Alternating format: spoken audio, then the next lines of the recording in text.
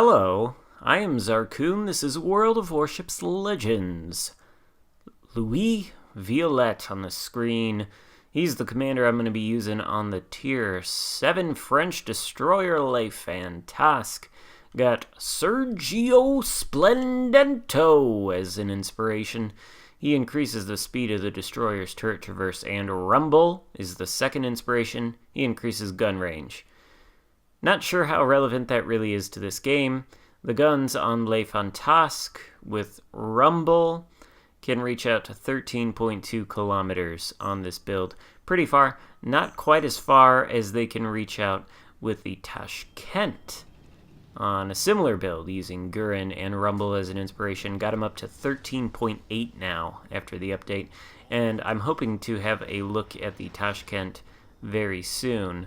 But I was playing the Tashkent before this game, ran into a rather toxic combination of a division. 3 Fletchers, in fact, came upon me, and they were able to make short work of my Tashkent because I had already used my smokescreen in a kind attempt to save a friendly Wichita. Big mistake on my part, and the 3 Fletchers took me out.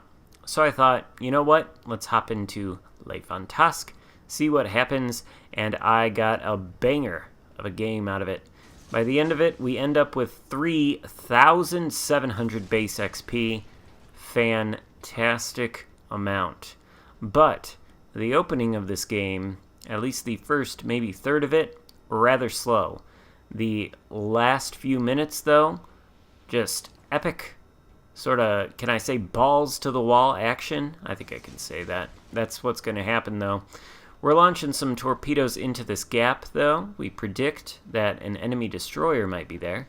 And it looks like we're right, considering torpedoes fired by an enemy destroyer come at us from the very same direction.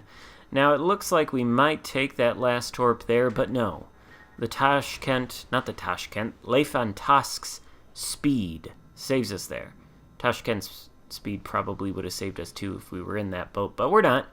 Instead, we're going to park it right here in a place where we're not going to be spotted by the enemy destroyer.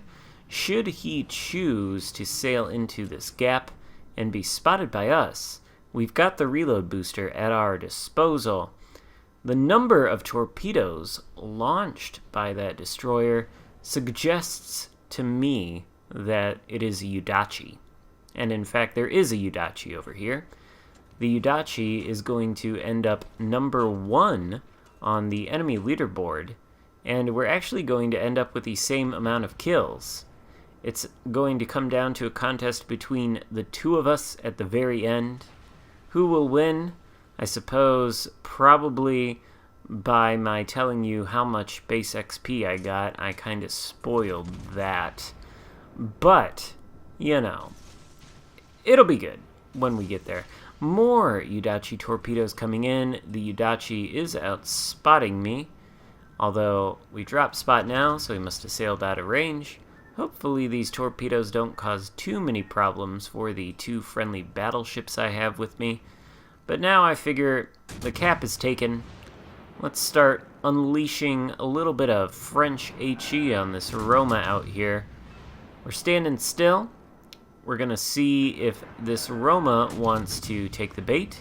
He does. He shoots at us, so we kick it into full gear. And we're able to not really dodge the shot since we don't have the propulsion mod. We just get lucky and the dispersion does not favor the Roma. In any case, we're still going to hang around this cap circle for a while. We know that that enemy Udachi is probably going to be looking to torpedo our friendly battleships. But they're both in exactly the same grid square. They've got a Colorado at their broadside, trying to help them out a little bit with him, but apparently they don't need any help. The Iowa takes him down in a devastating strike. Just paddled him into the next game right there. Anyway, we're going to try a different approach now. The Udachi is behind us. So there are 2 Yudachis here, I see. This Yudachi smoking up doesn't seem to be aware of our presence, so we launch torpedoes at his smoke screen. And here is a cardinal lesson of destroyer play. It's a mistake that many destroyers make.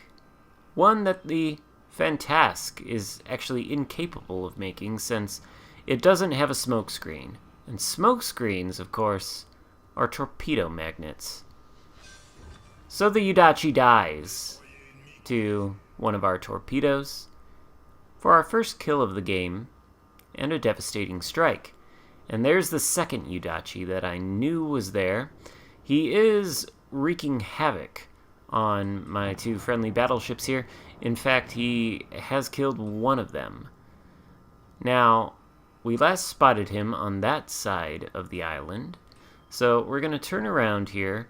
We're hoping that he chooses to come this way, given that his ship was, upon the last spot, pointed in this direction. We're expecting him to spot us as soon as we jump around this corner. Torpedoes are online just in case we have to send them out quickly. But there is no enemy to be found here, apart from, I think, one of the enemy battleships. We will briefly spot. Maybe not. The Yudachi must have turned around and doubled back in any case. And yes, there's the Odin. So the question is what to do now. The Yudachi is clearly in the Charlie cap. We don't really want to come around this way behind him, not with that Odin and Roma there. Our 2 battleship support members are dead. So if we get spotted, we're going to be the only target for the Odin, the Roma, and this Yudachi to shoot at. We don't want that to happen. We want to preserve stealth and the element of surprise. As far as I know, this Yudachi may not even be aware that I'm here. So if we can get the drop on him and kill him quickly, that would be just swell. Alas, we are not going to spot him in this cap circle, and he's going to take it. That's okay, though. We are going to be able to sail into it afterwards and clean up after the Yudachi. We're considering shooting at the Roma in order to perhaps bait the Yudachi into coming after us. But instead we elect to keep our guns silent, which is probably the best choice here. We're exercising a lot of patience. And patience in a destroyer, especially in situations where you are massively outnumbered like I am here. We've got that Roma, that Odin, and that Yudachi all in a position to obliterate us should we be spotted. So we're exercising caution, we're exercising patience, and it's going to pay off. In fact, this little squad of the Yudachi, the Odin, and the Roma are going to be the last ships left standing on the enemy team, and we're going to have to kill all 3 of them in order to win. The Yudachi has taken this cap. He's sailed away from it. We're sailing back into it. We're going to reclaim it for our team and hopefully put us at a 2 cap advantage. The friendlies have secured Bravo. It is in great danger of being flipped, however. The entirety of the enemy team is sailing toward it. We've only got a cruiser and 2 battleships left. Unfortunately, one battleship is very, very far out of position. The cruiser is in what appears to be no good position to support the friendly battleship 12 kilometers away from us, sort of to the south of Bravo there, who has now come under fire from, I think, the Odin, and also the Roma and the Yudachi are closing in. So we launch some torpedoes at the Roma. We sail too close to him, so we are detected. That tips him off to the torpedoes headed his way. Luckily for us, he's only got eyes for the friendly battleship, so he does not shoot at us. And the Udachi is behind the island, so we're safe. We're going to move out of here now. We're going to go toward the Odin and toward the Bravo cap. We don't want it to be flipped. We can't really afford it, particularly since it looks like that Roma is going to take down that friendly battleship, and the enemy has flipped the cap anyway. Not good. We're in a losing position here. It's 3 ships versus 3. So, initially, we're thinking we need to play it carefully. Continue exercising our patience. We're going to open fire on the Roma now. We're hoping to start him on fire, get him burning quite nicely. Although the random number generator is not coming out with a fire result, and our shells are shattering upon the Roma's armor, doing very little damage. Switching to AP might have been a good idea just for some consistent damage, but we do really want that fire. The Roma takes a cheeky shot with the rear turret. He misses us. Looks like the Udachi has smoked up, and we do get the fire on the Roma, which he immediately puts out, so quite sad. Now the Odin knows we're here. He's no fool. He's changing his course. We're trying to predict his turn. Unfortunately, we're going to misjudge a little bit, and the Odin's going to come to a complete stop. Those torpedoes are going to come nowhere near him. We do have the reserve on the other side of the ship, so we flip around and launch that a little bit ahead of the indicator, assuming that perhaps the Odin, who is now at a stop, is going to move forward. But the Odin, having seen the previous set of torpedoes, is having none of that. Instead, he reverses away from danger, and therefore away from our torpedoes. Somewhat depressing. What do we have to do in Le Fantasque here in order to land some torpedoes on target? Well, you're about to see exactly the lengths that I will go to ensure this game is a win. At this point, the caps have become irrelevant. We flipped one, but we've only got one battleship left versus an Odin, a Roma, and a Udachi. He's not going to survive for much longer unless we do something quick and decisive. So, after a game of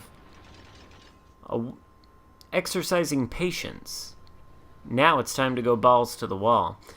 We're going to put on the speed boost. We're going to gain distance on this Odin as quickly as possible.